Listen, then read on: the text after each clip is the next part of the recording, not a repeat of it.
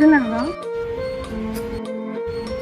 అసలు నువ్వేం మాట్లాడుతున్నావు? నీకు అర్థం రే, అసలు మా అన్నయ్యకి నీ విషయం ఎలా తెలుసు? నాకు అసలు ఐడియా లేదు.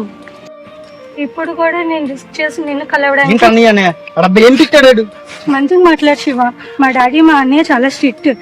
అన్నయ్య మీ డాడీ అంత స్ట్రిక్ట్ ఉన్నప్పుడు నన్ను ఎందుకు ప్రేమించావు? అయినా ఇప్పుడు ఏమైందని? ఇంకా వచ్చుతా బేబీ ఎందుకు అరుస్తున్నావు? Just listen to me. చెప్పు ఏంటి? ఇంకా ఆపేద్దాం.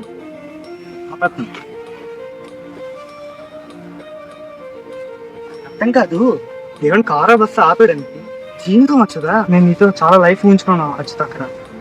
ప్రతి నిమిషం నీతో ఎలా ఉంటుందో అలా ఉండాలని, ప్రతి సెకండ్. కానీ నువ్వు లేని ఒక రోజు వస్తున్నాను అసలు ఊహించలేదు. అదే నా ఫాల్ట్. అంత కాదు, ఒక్కటి చెప్పు, నిజంగా నేను లేకుండా నువ్వు హ్యాపీగా ఉండగలవా? ఒకవేళ ఉంటానంటే నేను వెళ్ళిపోతాను. నీ లైఫ్లో నీ కమ్మని.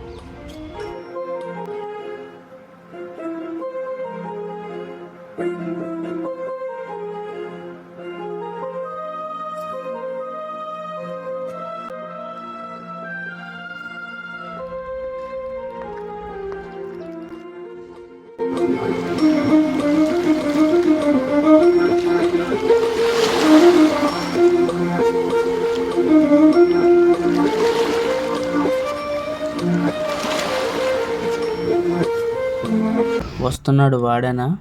వాడే. అరే రా ఒకసారి. లేదు, నేను వెళ్ళాలి. త్వరగా పంపించేస్తున్నా, నువ్వు రా. సిగరెట్ అలవాటు ఉందా? లేదు.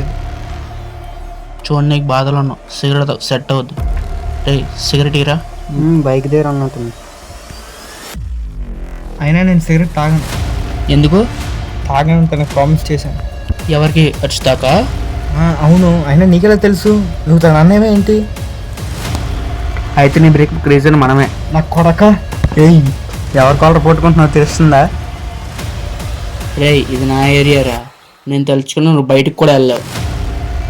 అసలు మీ విషయం తెలియక నేను చంపేద్దాం అనుకున్నాను, కానీ నచ్చితే మంచోడివి, మంచి ఫ్యామిలీ వదిలేయమని బతిమాలింది.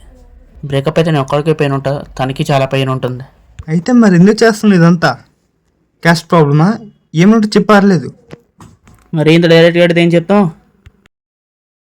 చూడు, మాది చాలా పద్ధతిగల ఫ్యామిలీ. ఈ లవ్ గివ్ అని పెట్టుకుంటే మా ఫ్యామిలీ రెప్యుటేషన్ దెబ్బతింటుంది. సో నువ్వు మర్చిపో.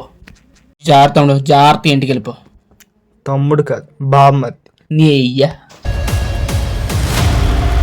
ఇంకొకసారి ఏరియాలో కనిపించామంటే ముక్కలు కొట్టేసి వైజాగ్లో ఒక్కొక్క ఏరియాలో ఒక్కొక్క పాట పడేసిపోతూ ఉంటా.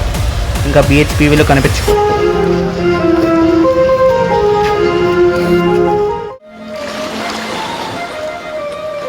అసలు ఏం జరుగుతుందిరా నీ లైఫ్లో? లైఫ్ ఒకసారి కష్టమైపోయిందిరా Vihari.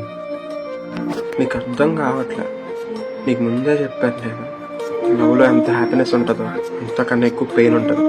You know, saddest part of the love is long distance relationship.